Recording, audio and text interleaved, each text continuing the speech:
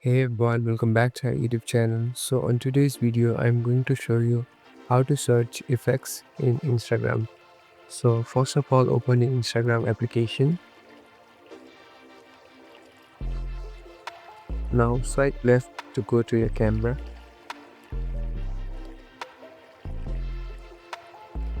To search effects, first of all, you should scroll all the way down to the right.